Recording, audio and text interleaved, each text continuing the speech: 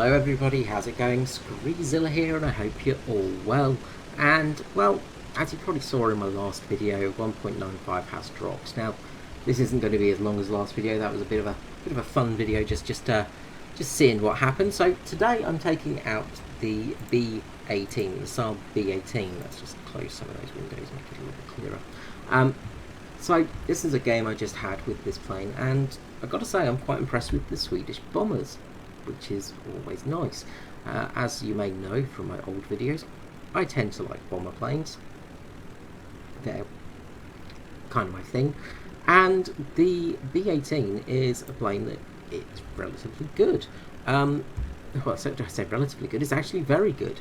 Now, the B18 is a bit of a curious creature because it was designed in sort of interwar period. It was designed early war interwar period as a sort of more of as a sort of defensive bomber. As with Sweden being neutral, of course, having neutrality, they wanted something they could use to defend themselves with, and the B18 was just that. It was very similar to things like the Ju-86 and the Do-17 in its sort of design, but it does have a few differences to those planes. The interesting thing I'd say about the B18 is the fact that it's one of the newer bombers in time period. The actual B18 didn't go into service until about, I think it was about 1944, maybe late 43. So it was very late to address the German forces, and I guess you could say Allied forces, whoever wanted to attack them. But it's a very good little plane. Now, the plane was designed to work as a dark bomber. The actual later variants of this have quite good ground attack capabilities. It's got a ton of different weapons loadouts, lots of rockets as well. I'll show you lots in the video. The guns on this thing as well are very good. They're 13.2 millimeters, I think, off the top of my head. I'll just have to scroll down and check that one. Because I forget stuff like that so easily. So it's 13mm machine guns, very, very strong guns, and they tend to be working quite well at the moment. The plane's also extremely tanky, which is what you want to have in a bomber.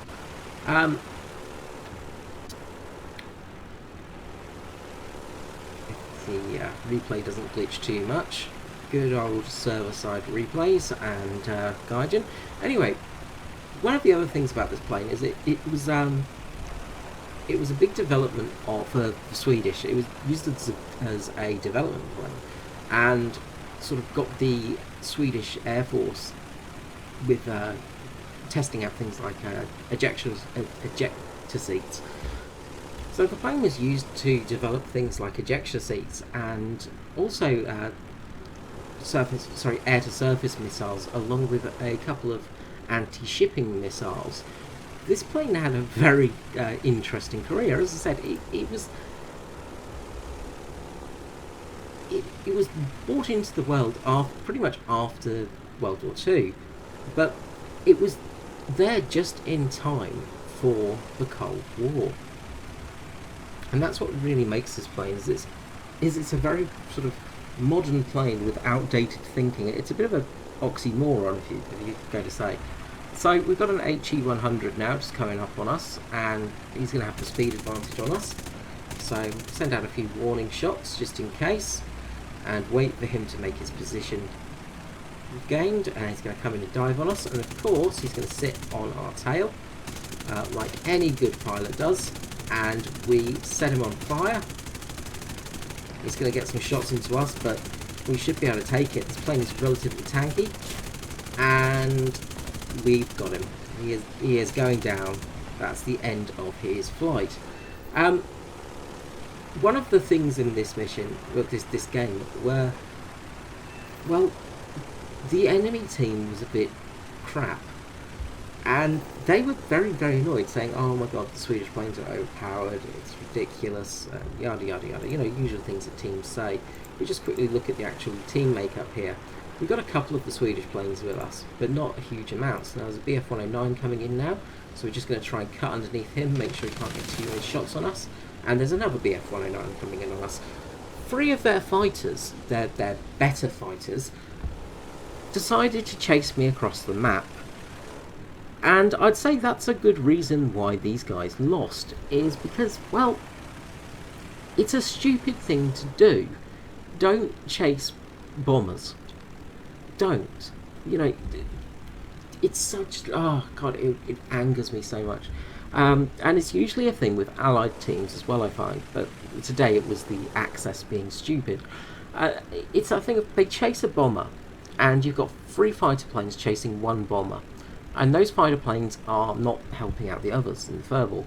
So you've effectively lost the match because you've been chasing one single bomber. And as we saw with that HE-100, that guy could have been instrumental in the team. He could have possibly got a couple of good kills of our fighters. But instead he chases me down and sits on my 6, allowing me to shoot him down. And this is one of the big problems with people, is they just tend to focus on bombers because they think, oh, it's going to be an easy kill.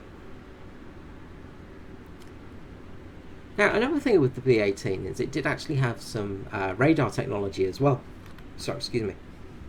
Some radar technology.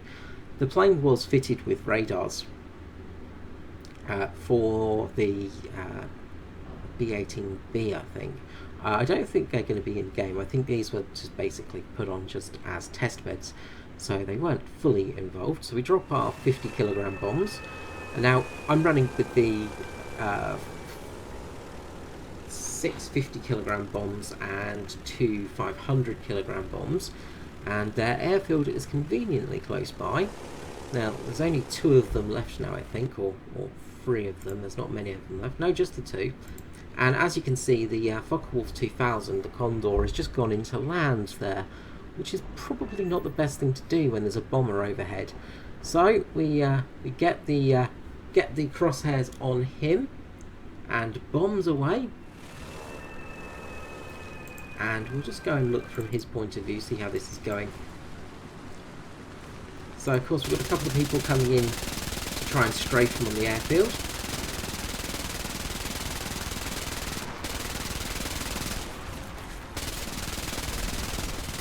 But they're going to get taken apart by the AA, of course. And oh no, 2 bombs appear. Somehow this plane survived that. Luckily I set a fire though. Despite being blown up, as you can see, the damage physics and models in War Thunder are working at their best there. A bomb exploding at the rear just takes off the wingtips, the tail plane, the tail, and of course sets a fire in the engine, which cannot be put out. Yeah, typical gaijin logic there. So anyway, that's the end of this guy, and the BF-109 is not going to survive much longer anyway. He's just been taken down too, and with that, the Condor is about to burn to death as well. So that is the victory for us, and the victory for the SAAB B18. Not a bad match all in all. We ended up 2nd in the points, so we'll just head to the end screen now and chat a little bit more about this plane. And there we go, a rather enjoyable little match there. The SAAB B18 is actually proving to be a relatively decent bomber, mainly because it has a bit of decent offensive armament and defensive armament, really helping out. So 17,000 lions, not too bad at this BR, 4,600 research points, which is getting us towards the B variant, which of course has the Daimler-Benz 605 engine in it, rather than the, I think it's a Bristol in this version. And of course we got surprised because we managed to drop a bomb on somebody, and we finished 2nd in the team, so pretty good. Almost had the most kills out of everybody, but Fluffy Cow just beat me to it.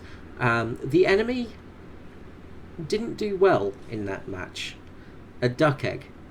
Now, there was a lot of complaints that the Swedish planes are extremely OP. If we just look at this, it's like, it's possible to win against the Swedish people and all this kind of thing.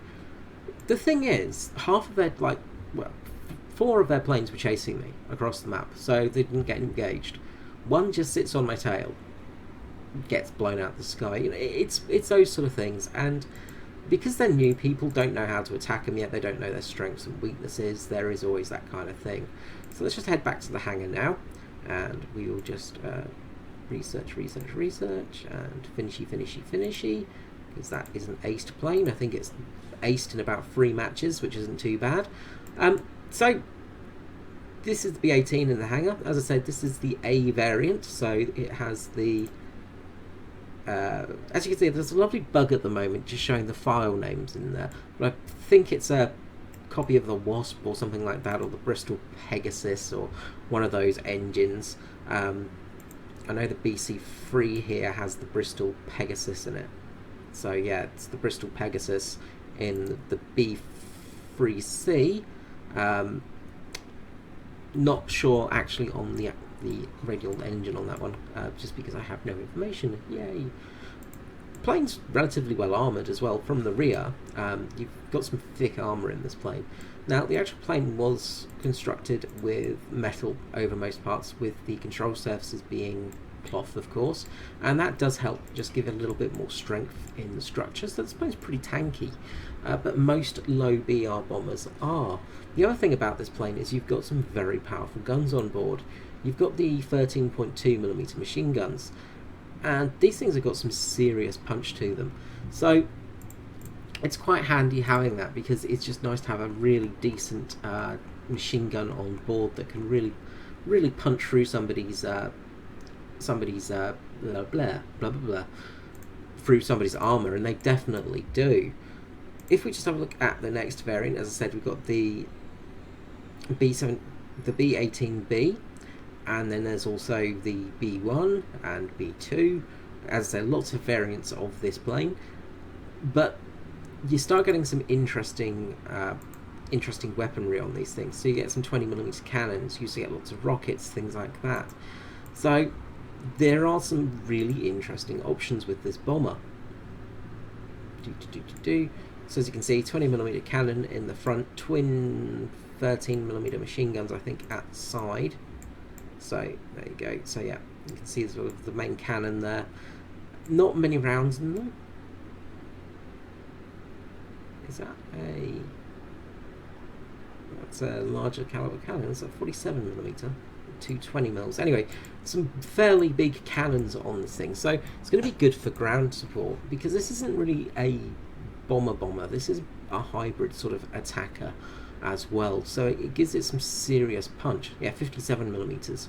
So you've got 2 57mm and then a couple of 20mm as well. So serious firepower with this thing at the front. So it's going to be quite useful as a bomber hunter / interceptor, as well as a bomber. It's got sort of uses in both areas. The next one down, which is the Daimler-Benz version. So as you can see, with the engine housing, you can see it's a nice big engine, DB605 in there. But with this version, there is also a myriad of different weapon loadouts. As you can see, there's just millions of different weapon loadouts. So you've got lots of rockets, you've got lots of bombs, you've got lots of rocket bomb options. So again, this is going to be an interesting vehicle. The big thing is it has the M14, the M49 rockets, which have 500mm of penetration, and you get 12 of them. That's going to be a serious beast in ground forces. It's going to have some serious firepower on it. Anyway, I hope you've enjoyed this video. I just thought I'd get one done. It's had a good match, and I will see you all again next time. Have a good day. Bye bye.